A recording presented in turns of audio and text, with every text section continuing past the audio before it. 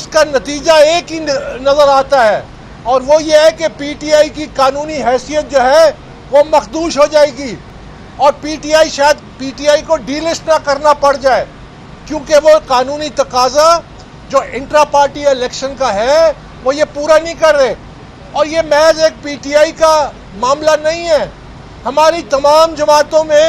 تقریباً تمام جو پارٹی کے قائدین ہیں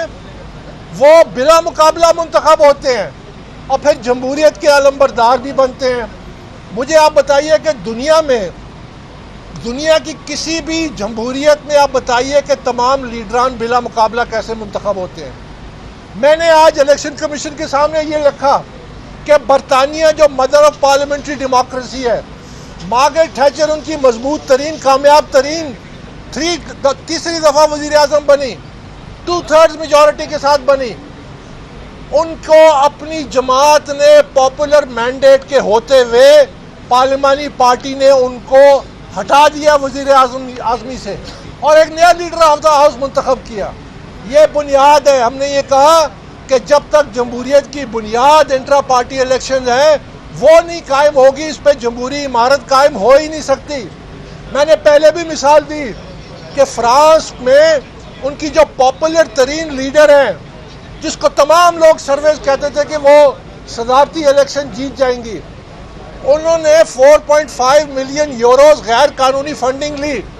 ان پہ اور ان کے ساتھیوں پہ الیکشن لڑنے پہ پابندی لگا دی، اور ان کی جو اپیل ہے اس میں 1 سال لگے گا صرف اپیل سننے میں۔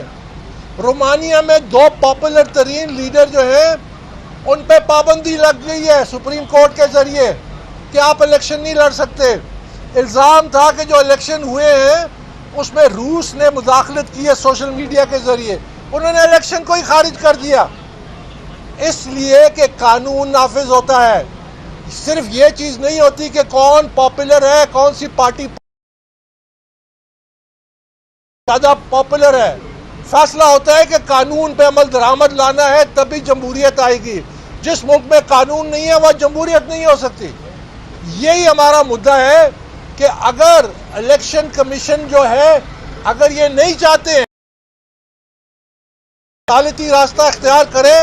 تو پھر شاید الیکشن کمیشن کے پاس اور کیا اختیار ہے کہ قانون کے تحت پارٹی کو ڈی لسٹ کر دیا جائے، اور یہ انتہائی افسوسناک ہوگا، اور اس کے ذمہ دار یہ سارے وہ لوگ ہیں جو اس وقت پارٹی پہ قابض ہیں، کیونکہ ہم نے ان کو اپنی طرف سے ایک بہترین لائف لائن دینے کی کوشش کی جو انہوں نے قبول نہیں کی۔ بہت بہت شکریہ۔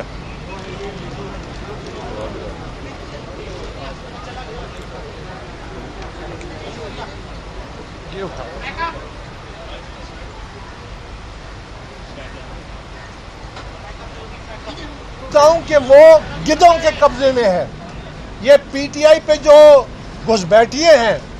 یہ گدھوں کا کردار ادا کر رہے ہیں، یہ پی ٹی آئی کو نوچ رہے ہیں، پی ٹی آئی کی اساس کو نوچ رہے ہیں، پی ٹی آئی کی جو امانت ہے اس کو نوچ رہے ہیں، یہ پی ٹی آئی کے مستقبل کو داؤ پہ لگا رہے ہیں۔ ہم نے جو تجویز پیش کی تھی کہ بیٹھ کے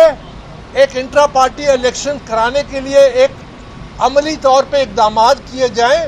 تاکہ اس کی قانونی حیثیت بحال ہو، یہ انتہائی ضروری تھا۔ اس کو یہ کہتے ہیں کہ یہ ڈاکٹرن آف نیسیسٹی ہے، جبکہ خود جو الیکشن کرائے ہیں وہ یہ تسلیم کرتے ہیں کہ غیر قانونی باڈی، جنرل باڈی کا نام دیا، اس کے تحت الیکشن ہوئے ہیں۔ تو جب آپ ایک راستہ جو ہم دے رہے ہیں آپ کو، جس میں مصالحت کے ذریعے پی ٹی آئی کی قانونی حیثیت بحال ہو سکے، کیونکہ ہم نہیں چاہتے کہ پی ٹی آئی پہ پابندی لگے، ہم نہیں چاہتے کہ P T I delist ہو جائے،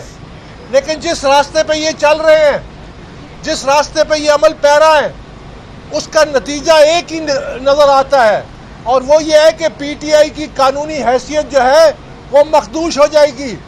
اور پی ٹی آئی شاید پی ٹی آئی کو ڈی لسٹ نہ کرنا پڑ جائے، کیونکہ وہ قانونی تقاضا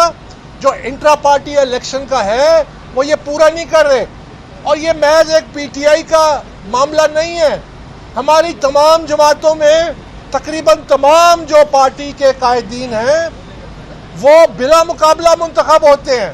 اور پھر جمہوریت کے علمبردار بھی بنتے ہیں۔ مجھے آپ بتائیے کہ دنیا کی کسی بھی جمہوریت میں آپ بتائیے کہ تمام لیڈران بلا مقابلہ کیسے منتخب ہوتے ہیں؟ میں نے آج الیکشن کمیشن کے سامنے یہ رکھا